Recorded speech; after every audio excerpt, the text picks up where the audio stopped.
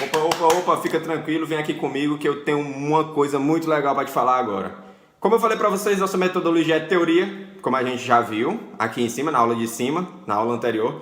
E agora você já pode saber que é uma prática.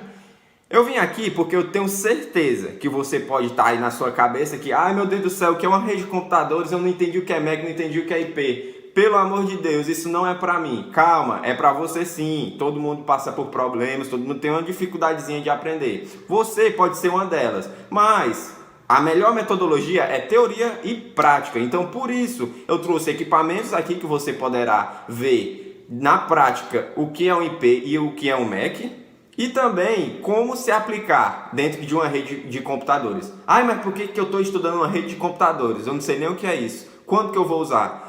Rede de computadores é a coisa que você mais utiliza no seu dia a dia. Quer um exemplo? Na sua rede Wi-Fi da sua casa, você se conectando ao seu roteador e estabelecendo uma conexão entre eles, você está sim em uma rede de computadores. Ou seja, você tem um dispositivo que está emitindo ondas e está sendo o intermediário de conexões, tanto para o seu celular, tanto para o seu computador. Que todos esses dispositivos possuem obrigatoriamente um IP e um MAC. Mas o que é isso? Vamos ver agora na prática.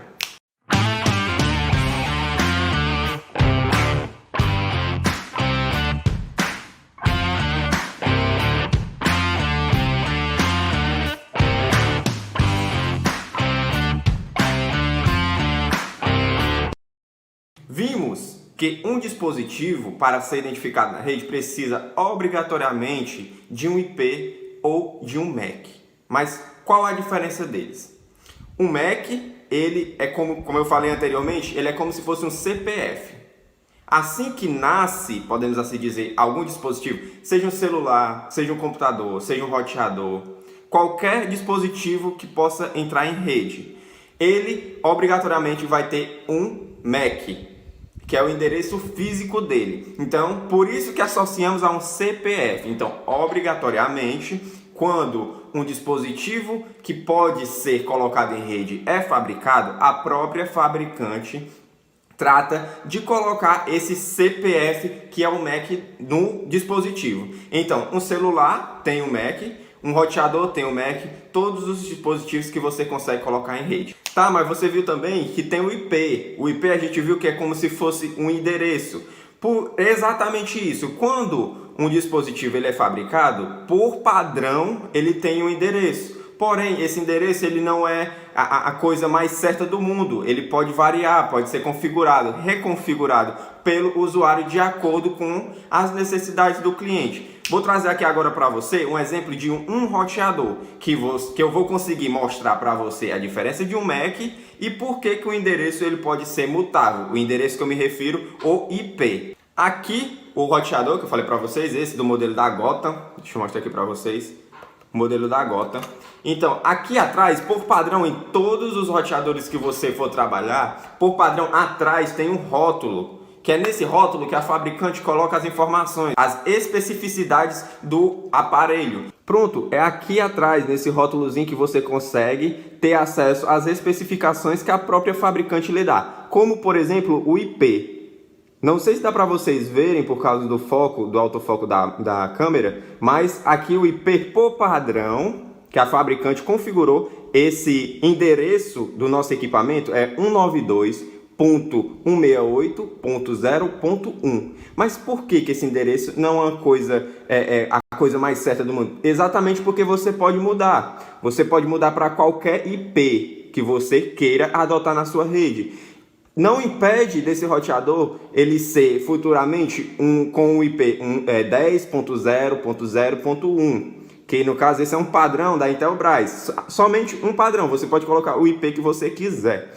Então, essa é a especificidade do IP, ele é apenas um endereço, ele não é uma coisa, é uma certeza. Você pode configurar, ou seja, como a gente costuma se referir como endereço, esse equipamento ele pode mudar de endereço, ele pode ir morar em outro lugar. O caso contrário do Mac, porque aqui também você consegue ter acesso ao MAC desse equipamento. Que, como eu falei, cada dispositivo assim quando nasce, ele tem um MAC. Tá, mas eu falei que dois dispositivos na rede pode ter o mesmo IP, porém não fica funcional. Deu uma confundida aí na sua cabeça? Tá, se tiver dado, agora eu vou esclarecer tudo. Vamos lá para um exemplo que tudo fica mais fácil com exemplo. 2 dispositivos na rede nunca vai ter o mesmo MAC. Porém, se você configurar, porque é um endereço, é mutável, o IP ele é mutável. Então você pode configurar e caso você venha colocar o mesmo IP, a mesma casa, você não vai ter uma rede funcional entre esses dois dispositivos, porque é como se a casa 1 tentasse enviar informações para o remetente da casa 1 também. Então ele vai enviar para ele mesmo, ele não encontra esse outro dispositivo na rede. Então, associando assim, uma pessoa quando casa, não dá certo ela ir morar com a sogra. Então, aqui você tá a sua vida normal. Se você casar com a filha da sua sogra e morar na mesma casa dela, não dá certo. É a mesma coisa de 2 dispositivos. Se ele estiver na mesma casa, se ele estiver morando com a sogra, não vai ter uma rede funcional. Essa rede, ela não será eficaz, não terá utilidade nenhuma. Ah, eu me lembrei agora que eu vi que era a rede peer-to-peer. Cara, embaralhou muito minha mente. Calma, vamos lá. Rede peer-to-peer nada mais é do que a estrutura mais básica de um estabelecimento de rede entre 2 dispositivos. E o que significa isso? Vamos lá. Você, tendo um computador, pode se conectar a outro computador por uma rede simples, a mais simples que existe, que é uma rede peer-to-peer, ou seja, uma rede ponto a ponto. Não entendi ainda. Vamos lá.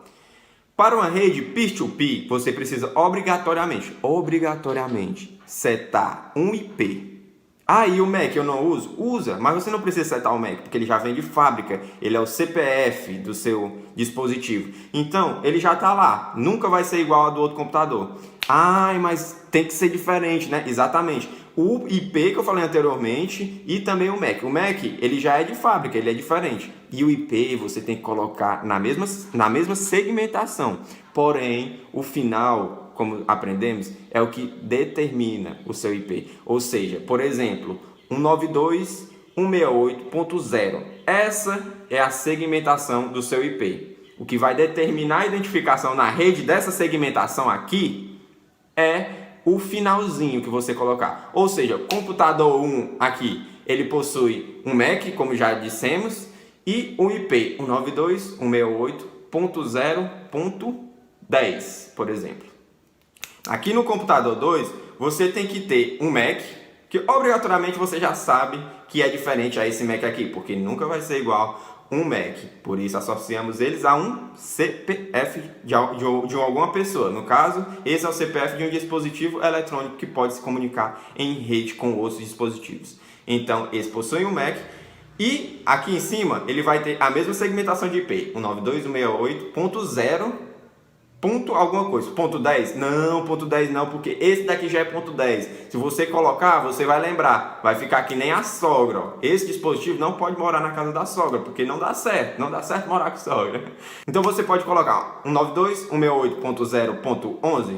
Sim, pode colocar 168.0.11. Concorda comigo que esse IP é diferente desse? Sim. Você pode colocar o final 50, 59, 60, 70? Sim, qualquer IP com a mesma segmentação, 92.168.0, e qualquer o final. Por que tem que ser a mesma segmentação? Porque eles precisam estar no mesmo grupo.